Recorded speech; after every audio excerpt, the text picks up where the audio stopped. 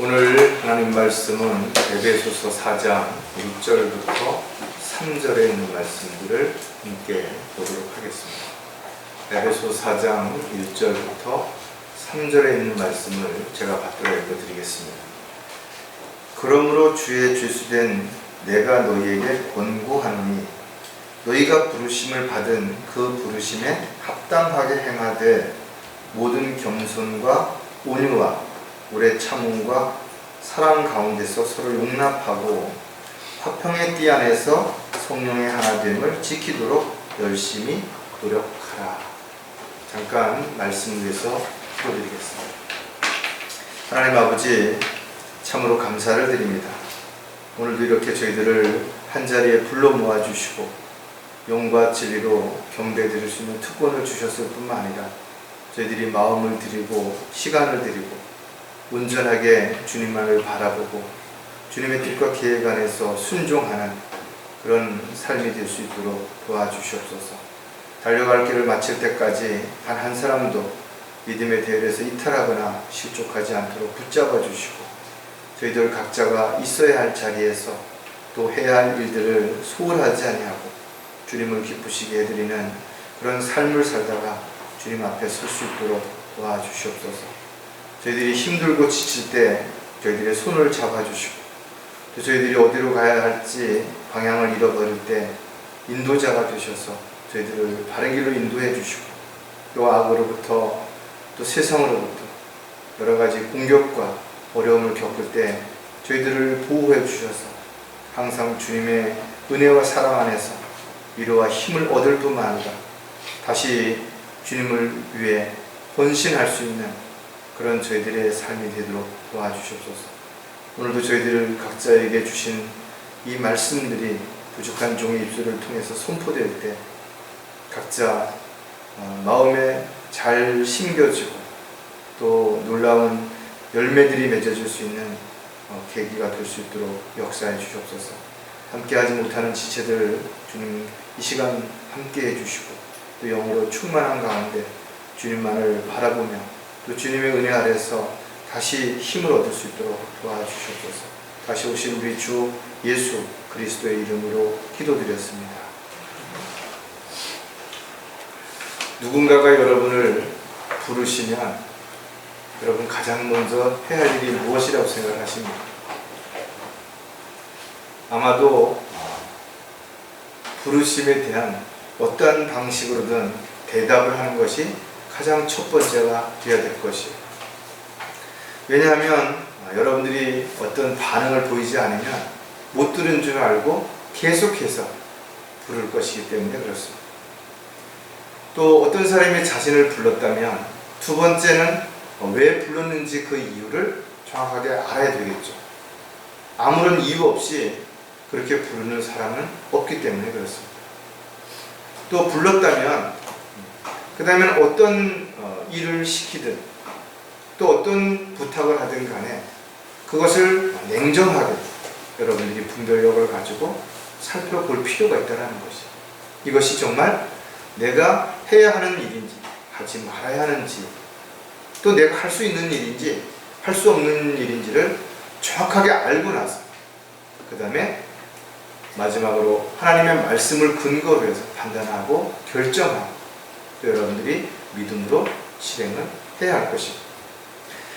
하루에도 여러분들은 가정에서 또 직장에서 또 다양한 사람들을 만나면서 무엇인가를 판단해야 하고 또 결정해야 하고 또 그것을 실행해야 하는 일들이 많이 있을 것입니다. 그렇기 때문에 여러분들은 그런 일 앞에서 신중할 수밖에 없고 또 갈등할 수밖에 없고 또 여러 가지 어려움에 처할 수밖에 없는 상황이 얼마든지 일어날 수 있다는 것이죠. 어떤 일은 한번 실수했다고 해도 금방 만회가 되거나 특별히 큰 문제가 일어나지 않고 넘어갈 수도 있겠죠. 그러나 어떤 일은 단 한 번의 실수가 엄청난 손해를 가져올 수도 있어요. 또 좋은 관계가 끊어질 수도 있습니다. 신뢰를 한순간에 잃어버릴 수도 있다는 것이죠. 그렇기 때문에 여러분들은 매사에 자신이 하는 말이라든지 행동에 대해서 정말 책임을 질 수 있을 만큼 신중하게 또 각별하게 생각하고 또 살펴봐야 될 것입니다. 안타깝게도 많은 사람들이 지식적으로는 이렇게 조심해야 된다는 걸 알면서도 여전히 무엇인가를 판단하고 결정하는 데 있어서 자신의 생각이라든지 자신의 지식, 경험, 능력 이런 것들을 근거로 해서 결정하고 또 실행한 후에는 후회한다는 것이죠. 또 자신이 그런 일들을 결정하고 실행할 때 열심히 뭔가 하지만 한구석으로 늘 불안하고 두려운 마음도 있기 때문에 자신보다 능력이 있는 사람, 또 경험이 많은 사람, 지식이 있는 사람들에게 의존하는 그런 결과를 가져올 수밖에 없는 것입니다. 그리스도인들은 세상 사람들하고 분명 다른 것입니다. 왜냐하면 어떤 일이든 그 일을 시작하기 전에 먼저 기도하기 때문에 그런 것입니다. 주님으로부터 지혜와 명철을 주시도록 또 잘 분별해서 실수하지 않도록 주님께 먼저 구한다는 것입니다. 그렇기 때문에 저와 여러분은 후회할 일보다는 오히려 자신이 하는 모든 일들에 대해서 또 뭔가 할 수 있다는 것에 대해서 감사할 수 있다는 것입니다. 따라서 저와 여러분이 무엇을 판단하고 결정하는 것은 세상 사람들처럼 자신의 경험이나 지식이나 또는 그때그때 어떤 감정이나 느낌이 아니라 반드시 하나님의 말씀이 잣대가 되어야 되는 것이고 또 최종적으로 권위가 될 수 있어야 되는 것입니다. 세상이 어떻게 변하든 사람들의 가치관이 어떻게 바뀌든 또 교회들이 무엇을 주장하든 저와 여러분에게 오직 주님만을 바라보고 주님의 말씀을 근거로 한 그런 삶을 살아가는 것이 지극히 당연하다. 지속적으로 우리가 성경을 읽고 묵상하고 기도하는 가운데 우리가 하나님의 뜻과 계획들을 정확하게 알아서 그것을 실행하는 것은 당연한 일이라. 저 여러분이 주님의 부르심을 받았다면 그 부르심에 합당하게 행하는 것은 너무나 당연한 것이죠. 이것은 주님의 명령인과 동시에 저와 여러분이 마땅히 해야 할 분명한 우리의 몫이라는 사실을 우리가 한순간도 잊어서는 안 될 것입니다. 오늘 설교 제목은 주님의 부르심에 합당히 행하려면 우리가 어떻게 해야 될 것인가에 대한 부분들을 한번 좀 진지하게 생각을 해보려고 합니다. 오늘 본문에서 봤던 것처럼 너희가 부르심을 받은 그 부르심에 합당히 행하되 또 다른 뭔가가 우리에게 주어진 것이 그것은 바로 우리가 겸손하고 온유하고 오래 참고 사랑하고 용납하고 화평의 띠 안에서 하나가 되어야 된다는 것입니다. 이런 것들은 반드시 노력해야 되는 것이죠. 그냥 얻어지는 것, 시간이 지나면 자연스럽게 이루어지는 것들이 아니라 우리는 이것을 이루기 위해서 내 안에 있는 찌꺼기들을 제거해야 되고 자신을 부인하고 십자가를 져야 되는 이런 고통과 아픔을 반드시 감수해야 된다는 것이죠. 많은 사람들이 성경을 알고 있으면서도 왜 그것을 실행하지 못하는 것인가요? 물론 영적으로 어린 사람들은 믿음의 분량이 또 영적 지식들이 부족하기 때문에 모든 것들을 다 그렇게 실행하기 어렵겠죠. 또 어떤 이유로든 영적인 질병에 걸려서 영적 상태가 악화되어 있다면 역시 그럴 것이고 또 세상의 유혹에 또 욕심으로 인해서 뭔가 믿음에 대한 기준이 흔들리고 있다면 얼마든지 그럴 수도 있을 것입니다. 사람들은 늘 한결같지 않죠. 때로는 힘들고 어려운 환경이 부딪힐 때도 있고 또 문제에 노출될 때도 있기 때문에 우리는 끊임없는 방황과 갈등 속에서 조금씩 성장해 가는 것이고 좀 더 단단해져 가는 것이고 조금 더 흔들림 없이 주님 앞에 헌신할 수 있는 성숙한 그리스도인으로 되어 가는 것이다 이거죠. 따라서 저와 여러분이 이 세상을 살아가는 동안 주님의 부르심을 받은 주님의 일꾼이요 종이라고 분명히 여긴다면 우리가 어떻게 살아야 할지에 대한 부분들을 우리는 진지하게 생각하고 또 신중한 그런 일들을 이루어 가야 될 것입니다. 특히 우리가 바른 진리의 말씀으로 양육을 받고 또 영적인 지식으로 우리가 잘 갖춰졌다 하더라도 막상 우리가 믿음 생활을 하는 데 있어서 신앙 생활을 하는 데 있어서는 이런 것들을 올바로 잘 적용하지 못할 때가 얼마든지 있다라는 것이죠. 즉 나에게 아무리 좋은 것을 가지고 있다 하더라도 그것을 사용할 줄 모른다든지 사용하지 않게 된다면 이것은 어떤 좋은 결과를 기대하기는 참으로 어렵겠죠. 따라서 저와 여러분이 많은 지식을 가지고 있음에도 불구하고 어떻게 보면 가장 기본적인 또 가장 작은 것들을 소홀히 함으로 인해서 오히려 좋은 것을 가지고 있는 것들로 인해서 어떤 향기도 어떤 열매도 맺어지지 못할 수 있기 때문에 우리가 주님의 부르심을 받았다면 우리가 하나님 말씀으로 잘 무장하는 것도 중요하지만 우리의 생활 속에서 보여지는 그런 것들이 아주 작은 것이라 할지라도 이런 것들이 소홀히 하지 않는 그런 저와 여러분이 반드시 됐으면 좋겠다는 것입니다. 자, 주님의 부르심에 합당히 행하려면 우리가 세 가지를 살펴볼 텐데, 첫 번째, 부끄럽지 않은지를 살펴보아야 한다는 것입니다. 저 여러분이 자신을 끊임없이 돌아보고 확인해보고 또 점검해볼 필요가 왜 있는 것인가 하면 우리 역시 여전히 아담의 옛 성품을 가지고 있고 특히 이 세상에서 살고 있기 때문에 그렇다라는 거죠. 세상 사람들은 성공하기 위해서, 출세하기 위해서, 돈을 벌고 명예를 얻기 위해서 수단과 방법을 가리지 않는 사람들이 얼마나 많은 것인가 이거죠. 그들은 그런 것들을 얻기 위해서 불법을 행한다 이거죠. 편법을 행하는 것이, 사람들을 끊임없이 속이는 것이, 자신의 욕심에 눈이 멀어서 자신이 어디로 가는지도 모르면서 그냥 달려가는 것이, 마치 브레이크가 고장난 자동차처럼 그냥 앞으로만 질주하는 것이, 멈추고 싶어도 멈출 수가 없다는 것이. 또 우리가 한 가지 확실하게 알아야 되는 부분들은 자신이 그런 일을 하면서도 전혀 부끄러움을 느끼지 못한다는 것이죠. 왜냐하면 양심이 화인 맞았기 때문이라는 것이죠. 이처럼 양심이 더럽혀진 자들과 믿지 않는 자들에게는 아무것도 정결한 것이 없고 도리어 그들의 마음과 양심이 다 더럽혀져 있다고 성경은 기록하고 있습니다. 그가 얼마나 선하고 착하고 좋은 인품과 인성을 가졌다 할지라도 그가 하나님을 모른다면, 하나님의 은혜와 사랑을 받은 적이 없다면 여전히 차이는 있겠지. 양심적으로 자신이 하는 일을 부끄러운 건지를 모르고 살아가는 위선자에 불과하다는 것이죠. 그렇기 때문에 기회가 되어오는 거짓말하죠. 또 자신이 한 말에 책임을 지지 않고 말을 바꾸고 언제든지 이런저런 변명과 핑계를 앞세운다는 거죠. 물론 그들이 그렇게 화려한 어떤 궤변을 늘어놓고 또 사람들 앞에서 이러쿵저러쿵 또 다른 어떤 이야기를 통해서 사람들을 속일 수 있을지 모르지만, 그러나 그들은 자신들이 행한 대로 반드시 거기에 대한 대가를 받게 될 것입니다. 설사 이 세상에서 받지 않는다 하더라도 하나님 앞에 서는 날 그 심판대 앞에서는 모든 것들이 결국은 다 드러나게 될 것입니다. 저와 여러분도 죄된 심판이 아니라 우리가 구원받은 이후에 어떻게 사는 것인가에 대한 삶과 유업을 받는 심판, 즉 그리스도의 심판서 앞에 모두 서게 될 것입니다. 어떤 형제자매들은 잘했다고 칭찬을 듣기도 하겠지만 또 어떤 형제자매들은 수치와 부끄러움을 당할 수도 있다는 것입니다.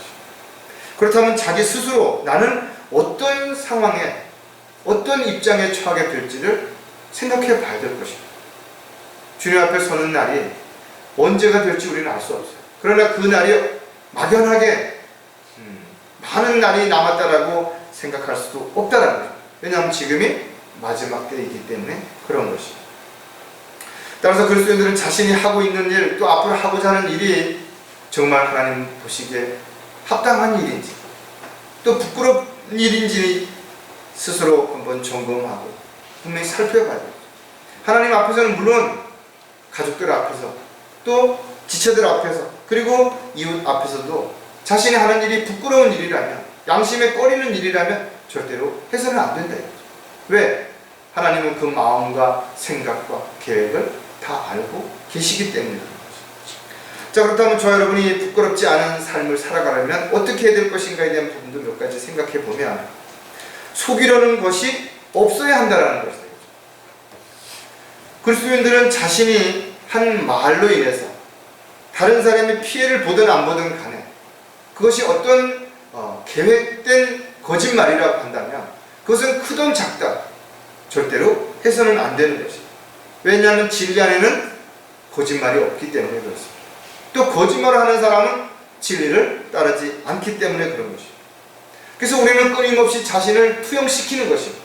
스스로 빛 가운데 드러내는 것입니다. 그래서 찌꺼기들을 제거하고 더러운 것들을 말씀의 물로 끊임없이 씻어야 한다는 것입니다. 만약에 어떤 이유로든 누군가를 또 무엇인가를 속이려고 한다면 그것은 이미 죄를 짓는 것이라는 것입니다. 왜 성경은 그리스도인들에게 요구되는 것이 신실함이라고 기록하고 있는 것인가?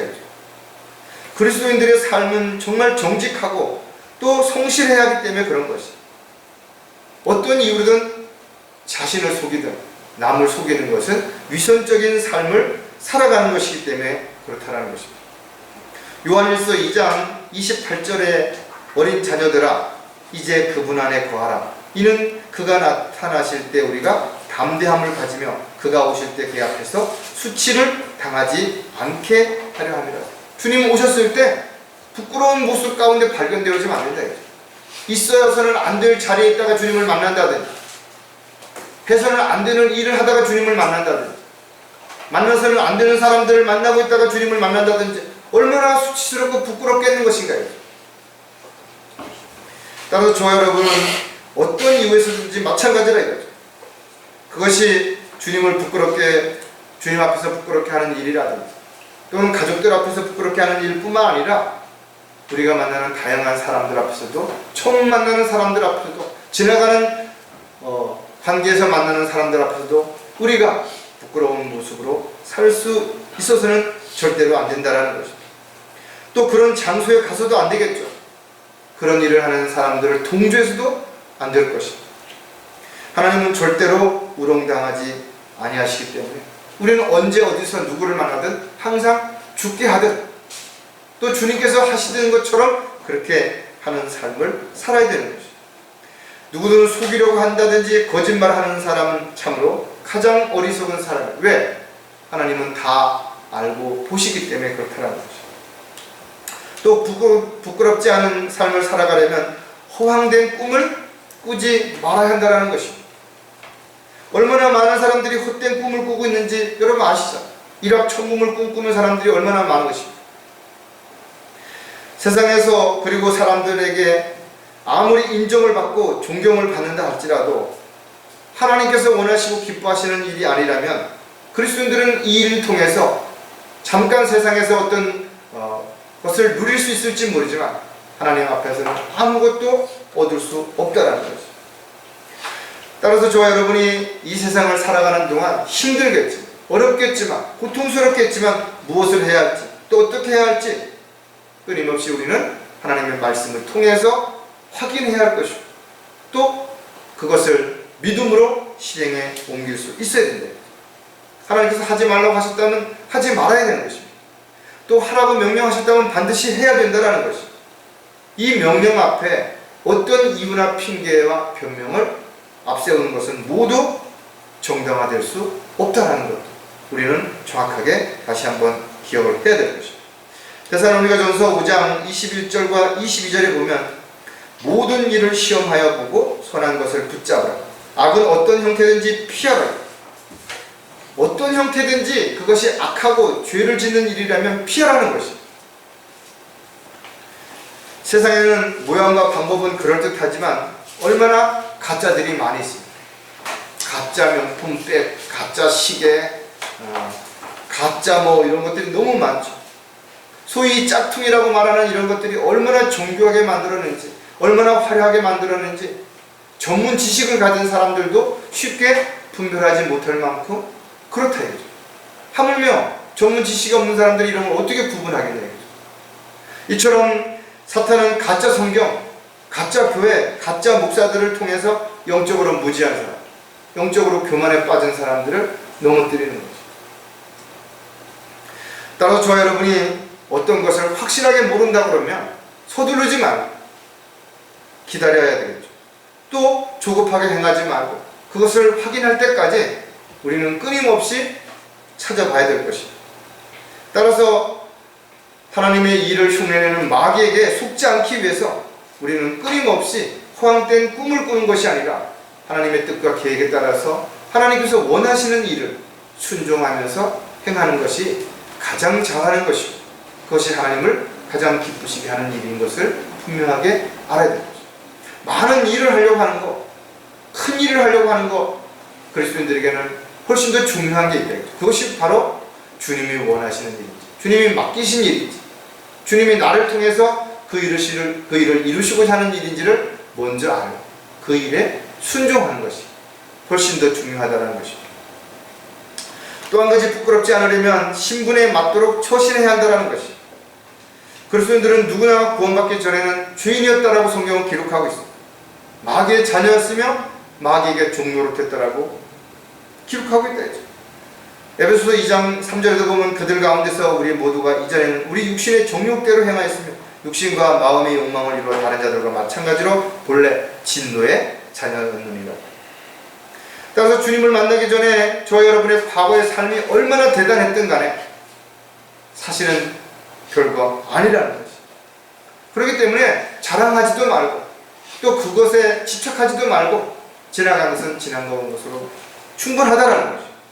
저와 여러분이 이제 더 이상 옛 성품을 따라서 또 과거의 잘못된 관행을 반복하는 그런 어리석은 삶이 아니라 이제는 주 안에서 새로운 피조물이 되었고 주님의 인도하심과 돌보심 가운데서 주님이 기뻐하시는 삶을 살아가는 주님의 일꾼이요 도구라는 사실을 우리는 기억해야 될 것입니다.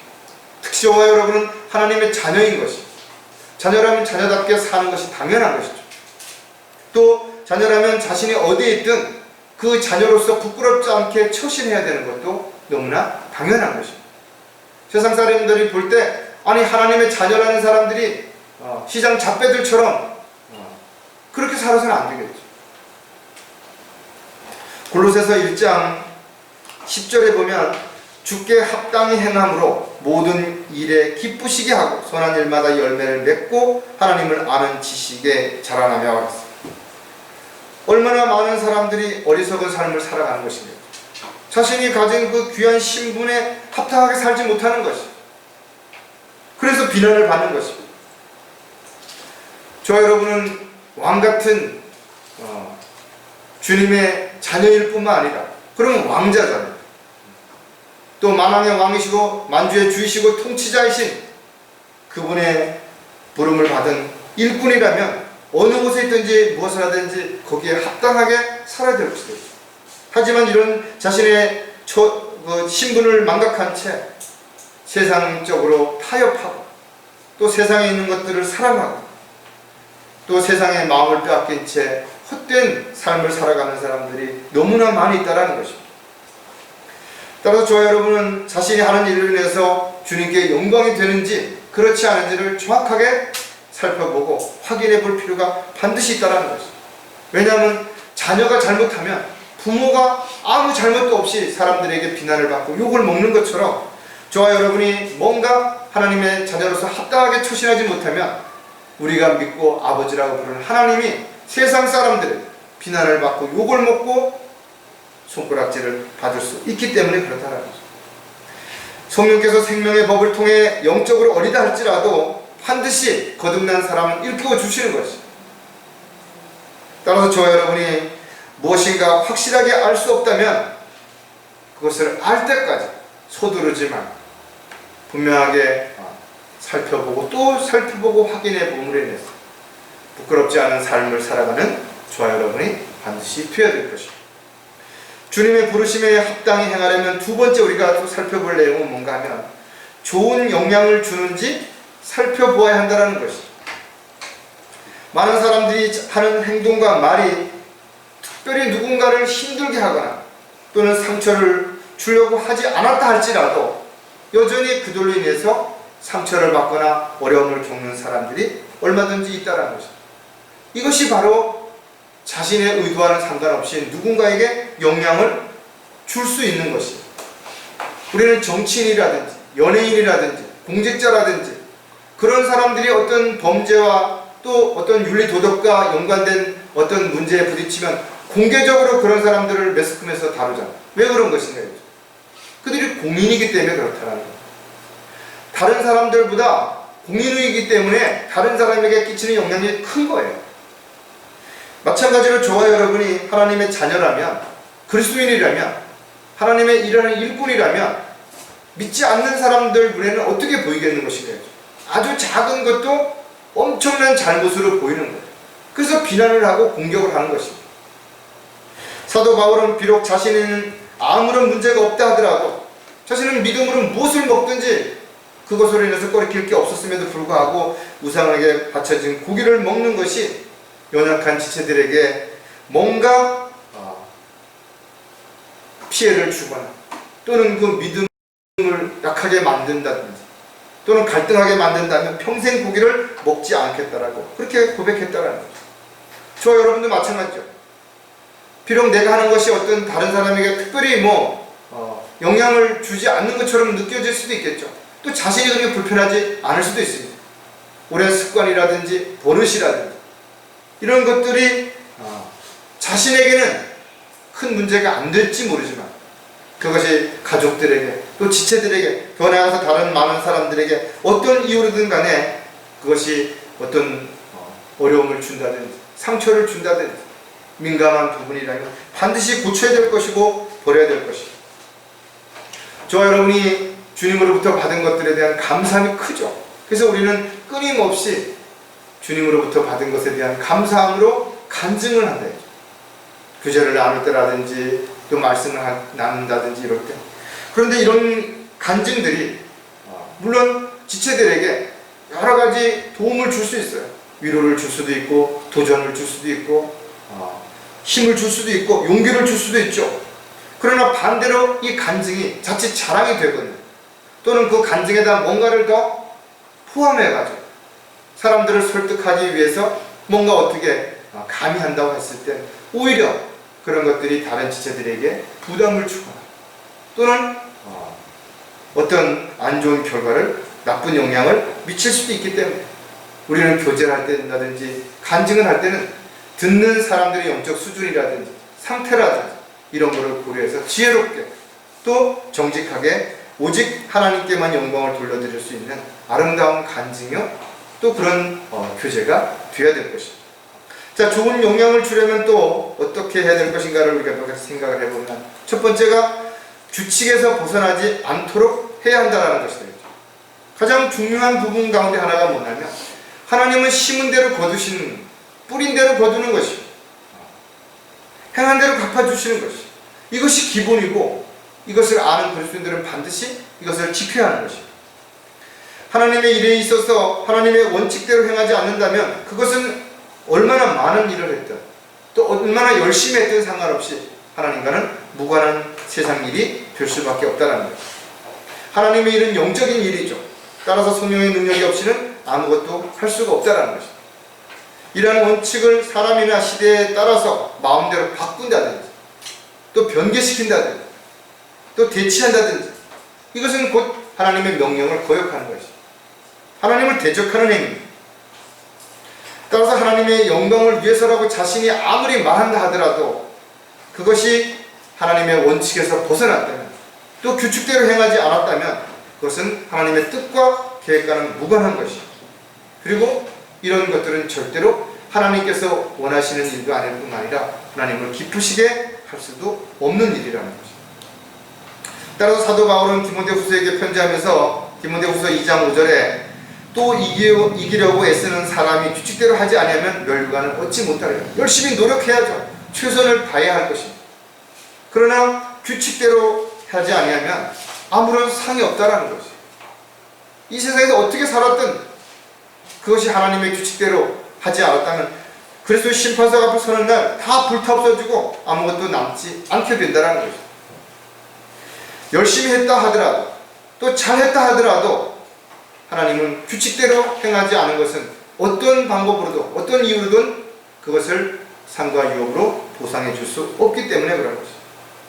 많은 사람들이 교회 건물을 크게 짓고 사람들을 많이 모으고 또 사람들 앞에서 인정을 받고 존경을 받는다 할지라도 그것이 하나님의 뜻과 계획대로 한 것이 아니라면 정당할 수 없다 이거죠. 사람들 앞에서는 얼마든지 대접을 받을 수 있겠죠. 칭찬을 받을 수 있겠죠. 훌륭한 목사라고, 성공한 목사라고요. 그렇게 명성을 얻을 수도 있을 것입니다. 그러나 그런 모든 것들은 하나님 보시기엔 오히려 가증스러운 것이고 참으로 어리석은 행동이며 이 모든 것들이 앞으로 일어나게 될 마지막 교회의 예표인 라오디아 교회에 일어났던 일과 동일한 것임을 우리는 분명하게 알 수 있는 것입니다. 고린도전서 9장 25절에 보면 이기려고 애쓰는 사람은 누구나 모든 일에 자제하라니 그랬거든요. 일을 많이 하는 것, 열심히 하는 것만이 중요한 것이 아니라 자신이 하는 일이 옳은 일인지 아닌지를 잘 절제하고 확인해 보는 것이 훨씬 더 중요하다. 왜? 그들은 썩어질 면류관을 받으려 하지만 우리는 썩지 아니할 면류관을 받고자 합니다. 저와 여러분은 상과 유업을 주님께서 주신다는 걸 믿고 있죠. 우리가 꼭 상과 유업을 받기 위해서 일을 하는 건 아니죠. 하나님의 은혜에 너무 감사하기 때문에 자원해서 기쁨으로 일하지만 그러나 그 결과 하나님은 반드시 거기에 대한 또 보상을 해주시겠다고 분명히 약속하고 계시다는 거죠. 따라서 그리스도인들은 가장 기본적인 것들을 충실히 해야 되는 것이며 그 모든 일들에 있어서는 규칙대로 하나님께서 원하시는 대로 반드시 그렇게 해야 될 것입니다. 좋은 영향을 주려면 본이 되는 생활이 반드시 되어야 된다는 것입니다.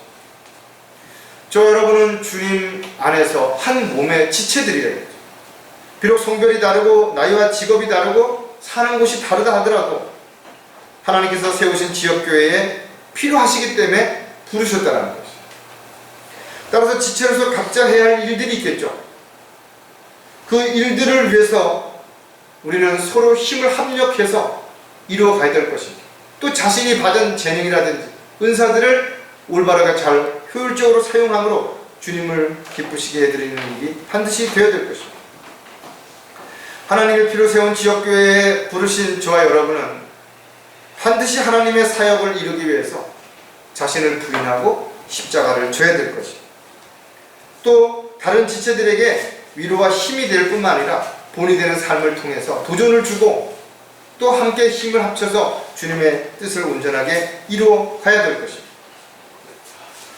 로마서 14장 13절에 있는 말씀처럼 그런즉 우리가 더 이상 서로를 판단하지 말고 도리어 형제들 앞에 거치는 것이나 방해물을 놓지 아니하는지 판단해야 하리라. 지체들 간에 서로 시기하고 경쟁하고 또 잘못된 부분들을 막 들추어내서 막 공개적으로 비판하고 그거 아무 도움이 안 된다는 거예요. 성경은 분명히 잘못을 행했을 때는 조용히 가서 하나님의 말씀을 통해서 권면하고 그래도 안 되면 교회에다 말하고 이런 절차를 통해서 징계를 내리는 것이 필요하고 또 그 전에 다시 돌이킬 수 있는 기회를 주는 것이 반드시 필요하다는 것입니다. 지체들은 영원히 함께할 가장 소중하고 가장 귀한 바로 사람들이라는 것을 우리는 한순간도 잊어서는 안 되는 것입니다. 따라서 성숙한 그리스도인들은 영적으로 어린 지체들을 돌보고 지키고 보호해야 될 뿐만 아니라 본이 되는 그런 모습 속에서 잘 이끌어 가야 됩니다.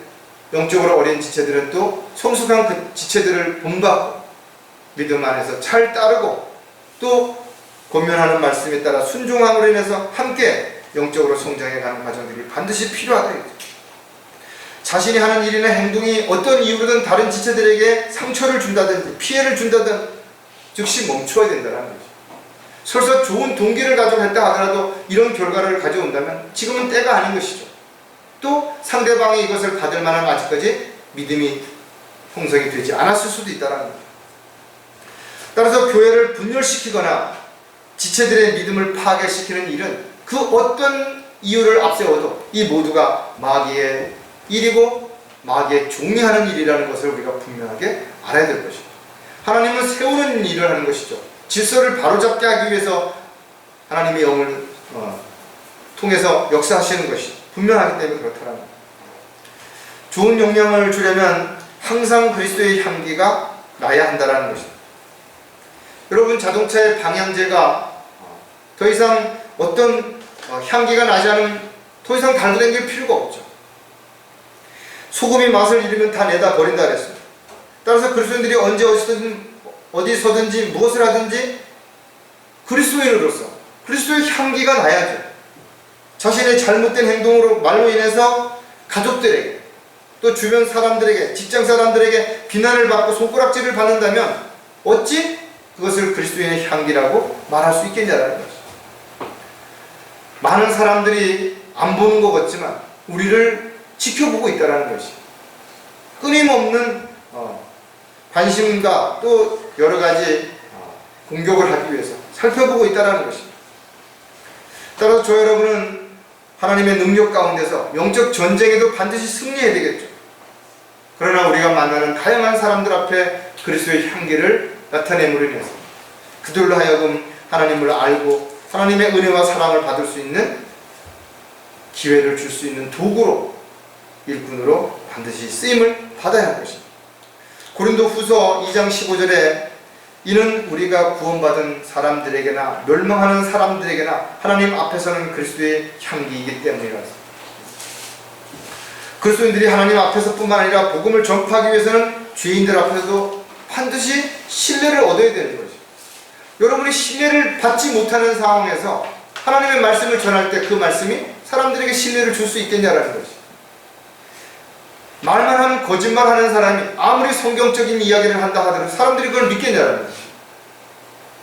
따라서 그리스도인들은 세상의 죄악으로 인해서 썩은 냄새가 나면 안 된다 이거죠. 탐욕과 육신의 정욕으로 인해서 부패되고 변질된 그런 악취가 우리의 삶을 통해서 나서는 안 된다는 것입니다. 언제 어느 곳에 있든지 그리스도의 향기를 내뿜는 간증된 삶을 반드시 살아야 되는 것입니다. 자신은 안 그런 척 위선적인 어떤 말이나 행동을 통해서 자신을 감출 수 있을지 모르지만 썩은 냄새를 감출 수 없다 이거죠. 일시적으로는 방향제라든지 무슨 악취 제거라든지 이걸 칙칙 뿌려놓으면 악취가 안 나는 것처럼 보일 수도 있겠죠. 그러나 잠시 시간이 지나면 여전히 썩은 냄새가 나고 오히려 방향제와 이런 어떤 거와 섞여가지고 더 참기 어려운 그런 악취가 날 수 있기 때문에 절대로 감출 수 없다는 것입니다. 따라서 저와 여러분은 어느 곳에 있든지 무엇을 하든지 항상 그리스도인다운 또 아름다운 그리스도의 향기가 나는 성령의 열매를 맺을 수 있는 그런 삶을 살아가도록 끊임없이 노력하고 또 주님 앞에 간구를 드려야 할 것입니다. 마지막으로 주님의 부르심에 합당히 행하려면 누구를 위해 사는지 살펴보아야 한다는 것. 일을 하고자 한다면 가장 먼저 그 일이 왜 해야 되는지, 누구를 위해 해야 되는지, 어떻게 해야 되는지 알아야 되겠죠. 자신이 무슨 일을 하면서도 무슨 일을 하는지, 누구를 위해서 하는지, 왜 해야 되는지 이유를 모른 채 열심히 뭔가를 하고 있다면 그건 참으로 안타깝다 이거죠. 하지만 안타깝게도 하나님의 일을 빙자해서 얼마나 많은 사람들이 마귀에게 속아 마귀의 종로로 타면서도 착각하는지 우리 한번 좀 생각해 봐야 되죠. 우리나라에 얼마나 많은 사람들이 교회를 다니냐 이거죠. 근데 그들이 나름대로는 열심히 뭔가를 하는데 그것이 하나님을 기쁘시게 하는 일이 아니라면 누구를 기쁘게 하는 일인 것이겠죠. 수많은 사람들이 하나님 앞에 경배를 드린다고 말하는데 영과 진리가 아니면 하나님은 경배를 받으시지 않으시겠다라고 분명히 말씀하셨는데 거듭나지도 않은 사람들, 진리가 뭔지도 모르는 사람들이 하나님 앞에 경배를 드린다고 하는 건 얼마나 하나님 보시기에 가증스럽고 안타까운 일인 것인가요. 그리스도인들은 자신이 하는 일이 세상에 속한 일인지 아니면 하나님께 속한 일인지, 나를 기쁘게 하는 일인지 사람들을 기쁘게 하는 일인지 하나님을 기쁘시게 하는 일인지를 반드시 구별해야 된다 이거죠. 주님께서 그렇게 하셨던 것처럼 저와 여러분은 이 세상에 살고 있지만 세상에 속한 사람 아닌 것입니다. 세상으로부터 불러냄을 받은 그런 사람들이기 때문에 우리를 교회라고 표현한다 이거죠. 따라서 그리스도인들은 세상과 적당히 타협하고 세상에 있는 것들을 사랑하면서 세상에서 잘 먹고 잘 사는 것이 그것이 복받은 삶이라고 착각해서는 안 된다는 것입니다.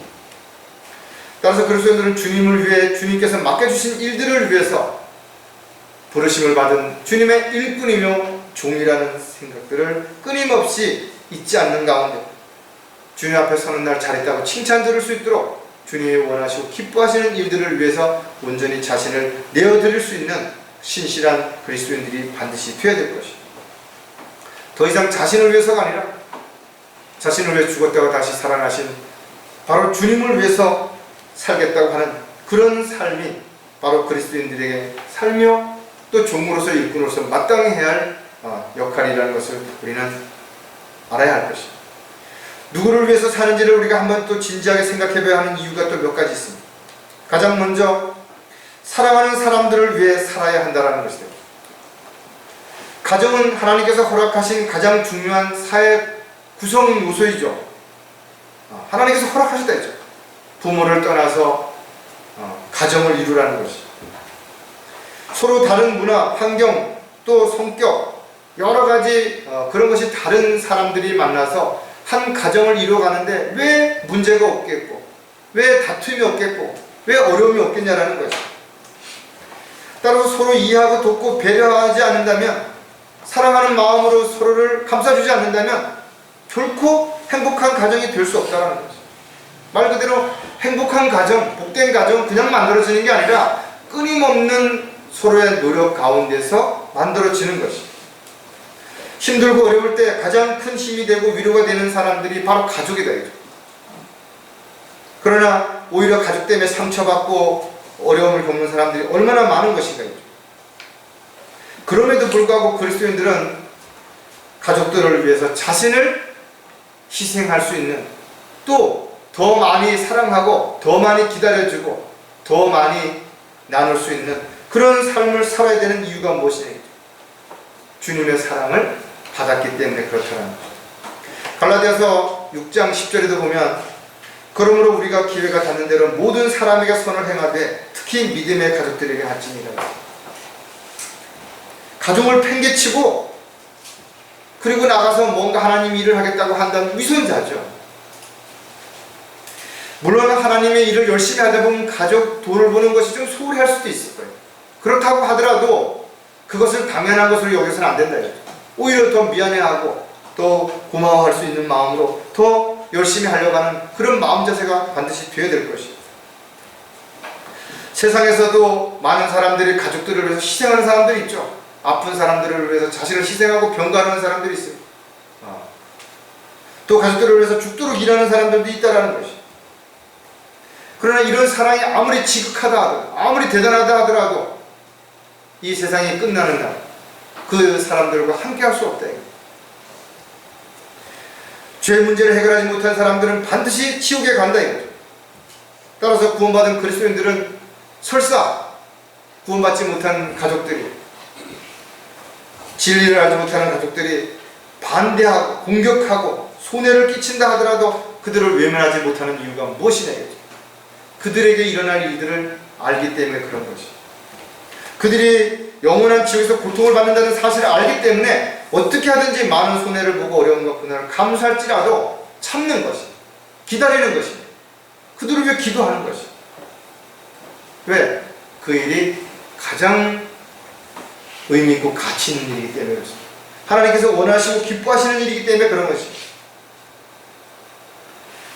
따라서 저와 여러분은 주 안에서 부모를 공경하고 하나님의 자녀들을, 또 자녀들을 사랑해야 하기 때문에 사랑하는 사람들을 위해서 우리가 어떻게 살아야 될지를 우리는 굳이 설명하지 않아 이미 다 알고 있다는 것입니다. 또 누구를 위해서 사는지 지역교회를 위해 살아야 한다는 것. 지역교회와 지역교회 안에 있는 지체들을 위해서 우리는 끊임없이 올바른 믿음 안에서, 말씀 안에서 그렇게 살아야 되는 것이죠. 하나님께서 교회를 세우는 것은 그냥 세우는 것이 아니라 꼭 필요한 지역에 하나님의 피로 세우신다는 것이죠. 왜? 그 교회를 통해서 하나님의 뜻과 계획을 이루시기 위해서 그런 것이죠. 그리고 교회를 세우실 때 필요한 일꾼들을 부르시는 것입니다. 강릉성경교회의 회중으로 저와 여러분이 부르심을 받았다면 우리는 각자 해야 할 일이 분명히 있는 것이, 또 각자 맡겨진 직분이 있다 이거죠. 그 일에 충실해야 되는 것이. 어떻게 보면 나만이 할 수 있는 역할이 있고 나만이 있어야 할 자리가 있다는 것입니다. 이러한 사실을 우리가 알고 있다면 주님이 주신 그 직분에 최선을 다해야 되겠죠. 교회는 목사 한 사람이 잘났다고 해서, 열심히 한다고 해서 교회가 하나님의 뜻 가운데 이루어지는 거 아니라 이거죠. 모든 지체들이 하나가 되어야 되는 것이. 서로 이해하고 배려하고 사랑하는 마음으로 함께 할 때 교회는 지켜질 수 있고 강해질 수 있습니다. 교회는 마귀에게 가장 강력한 공격 목표라는 것입니다. 지역교회 하나가 무너지면 수많은 사람들이 흩어져 버리는 것입니다. 믿음에 대해서 이탈해 버리는 것입니다. 로마서 8장 28절에 우리가 알거니와 하나님을 사랑하는 자들 곧 그분의 목적에 따라 부르심을 받은 자들에게는 모든 일이 합력하여 선을 이루리라. 저와 여러분은 그분의 목적에 따라 부르심을 받은 거예요. 우연하게 온 것이 아니고 내가 오고 싶어 온 것이 아니라 그분의 목적에 따라서 이 자리에 함께 모인 것입니다. 따라서 지역교회 회중이 되었다는 것은 하나님의 사역을 위한 동력자가 되었다는 것입니다. 협력자가 되었다는 것입니다. 따라서 나이가 많든 적든 경험이 많든 적든 신앙생활을 오래 했든 나온 지 얼마 안 됐든 모두가 선을 이루기 위해서 합력해야 되는 것입니다. 자신이 할 수 있는 능력이 무엇인지, 자신에게 어떤 시간이 있는지, 또 자신이 어떤 능력이 있는지 그것을 스스로가 주님을 위해서 우선순위를 정해놓고 하나님을 기쁘시게 해드리는 데 있어서 온전하게 헌신할 때 교회는 강성해질 수 있다는 거예요. 교회가 마귀를 대항해서 맞설 수 있는 힘은 오직 하나다 이거죠. 바로 성령의 능력 가운데서 기도와 말씀의 능력으로 무장했을 때만 그것이 가능해지는 거죠. 또 세상이 어떻게 변하든 또 어떤 어려움이 처하든 간에 절대로 흔들리지 않고 믿음 위에 굳건히 서기 위해서는 말씀에 깊이 뿌리를 내려야 되는 것입니다. 또 서로가 주 안에서 하나가 되어야 되는 것입니다. 그럴 때만 외세의 침입으로부터 마귀의 이간질로부터 여러 가지 공격으로부터 우리가 확실하게 믿음을 지킬 수 있을 뿐만 아니라 주님의 일을 넘치게 할 수 있게 되는 것입니다. 누구를 위해 사는지 또 살펴봐야 할 것은 주님의 영광을 위해 살아야 한다는 것이다. 우리가 사랑하는 사람들을 위해서 열심히 사는 것 중요하죠. 또 지역교회와 지체들을 위해서 최선을 다하는 것도 중요하다 이거죠. 그러나 이 모든 것들은 주 안에서 주님의 사랑으로 자원해서 기쁨으로 행해야 되는 것이고 이러한 일들이 바로 주님께 영광을 돌려드리는 일이라는 사실을 근거로 해서 그렇게 살아야 하는 이유라는 것입니다. 하나님의 피로 값을 치르고 사신 하나님의 거신 자신의 몸과 영으로 하나님께 영광을 돌려드리는 건 너무나 당연하다 이거죠. 내 것을, 내 몸을, 내가 가진 것을 내 마음대로 주장할 수 있는 것이 아니라 우리는 주님의 것을 잠시 맡아 관리하는 청지기에 불과한 것입니다. 따라서 자신이 하는 어떤 일들이 주님을 기쁘시게 해드린다는 잘하는 일이라 이거죠. 주님의 영광을 가리는 일이란 절대로 해서는 안 되는 일이고 그런 일을 하는 것을 우리는 절대로 방관해서 안 된다 이거죠. 고린도전서 10장 31절에 그러므로 너희가 먹든지 마시든지 무엇을 하든지 다 하나님의 영광을 위해서 하라. 이것이 그리스도인의 자세죠. 나는 이래서 못하고 저래서 못하고 이것 때문에 안 되고 저것 때문에 안 되고 아니라는 것이. 어디서 무엇을 하든지 주님의 영광을 위해 자신이 살아가고 있는지 살펴봐야 되는 것입니다. 만약 그렇게 살고자 하는 마음이 없다든지 뭐 되는 대로 어떻게 뭐 되겠지 막연한 기대를 가지고 살아가고 있다면 잘못 살고 있는 것이. 주님께서 원하시는 일이 아니라 내가 원하는 일을 하고 있다면 뭔가 문제가 있는 것이다. 주님을 위해서 고난을 받는 것을 거부한다든지 고난받는 것을 싫어한다든지 그러면 주님의 영광에 참여할 수 없음을 반드시 기억해야 될 것입니다. 정말 그리스도와 함께 십자가에 죽었다고 여러분은 그렇게 믿는 것인가요? 그렇다면 지금 사는 삶은 덤으로 사는 삶입니다. 자신에게 주어진 이런 삶을 헛되이 낭비해서 안 된다 이거죠. 과연 그렇게 살려고 하고 있는 것입니까? 가장 가치 있고 귀한 일이 무엇입니까? 주님을 기쁘시게 하는 일이죠. 주님의 영광을 위해서 자신을 온전히 내어드리는 것입니다. 사도 바울의 고백과 같이 살든지 죽든지 정말 주님을 위해서 살고자 하는 마음이 있다면 우리는 어떤 상황에서도 절대로 부끄러운 그런 삶이 되서는 안 될 것입니다.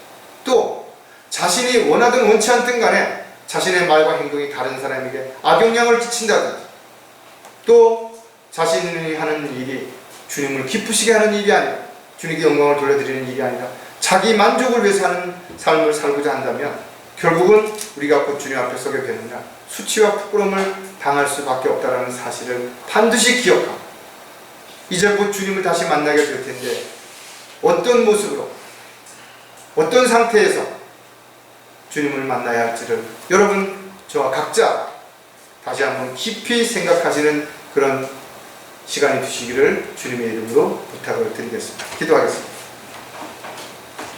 하나님 아버지, 다시 한번 저희들 각자 자신을 돌아보고 또 자신의 삶을 말씀에 비추어 봄으로 인해서 자신이 정말 주님의 부르심에 합당한 삶을 지금 살고 있는지 또 살고자 노력하고 있는지를 점검하고 다시 한번 용기를 내고 또 믿음을 통해서 주님 부르심에 합당한 삶을 살아가는 그런 모든 형제 자매들이 되도록 역사해 주시옵소서. 다시 오실 주님을 마음속 깊이 간직하고 또 바라보고 기다리는 가운데 하루하루의 삶이 승리하는 삶이 되도록 도와주시옵소서. 다시 오실 우리 주 예수 그리스도의 이름으로 기도드렸습니다.